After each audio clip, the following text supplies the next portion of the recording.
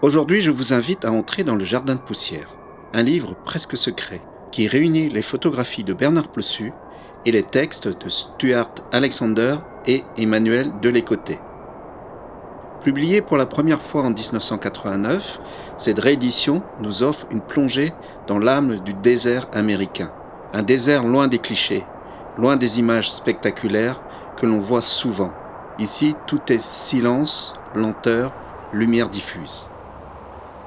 Entre 1981 et 1985, il arpente l'Arizona, le Nouveau-Mexique et l'Utah. Trois terres arides, battues par le vent, brûlées par le soleil, mais vibrantes d'une présence invisible. Ce qu'il photographie alors, ce sont des fragments, des instants presque imperceptibles, saisis à hauteur d'homme, avec humilité et une extrême délicatesse.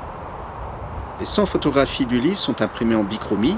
Ce sont de petites images en noir et blanc, mesurant à peine 11 cm de largeur. Leur format, proche du daguerréotype, nous oblige à ralentir, à approcher le regard, comme pour mieux écouter ce que l'image murmure. Ce choix n'est pas anodin. Ces miniatures créent ainsi une intimité rare entre le spectateur et la photographie, comme si nous étions seuls face au désert.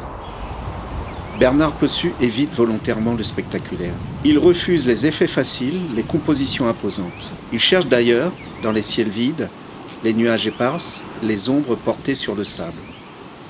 Ce livre n'est pas qu'un recueil de photographies, c'est un geste, un regard, une invitation à ralentir, à observer autrement. C'est une œuvre douce, silencieuse, mais puissante. Elle nous rappelle que dans le monde, il existe encore des lieux de paix, d'équilibre, de poésie. Des lieux qui ne crient pas, mais qui parlent à ceux qui savent écouter.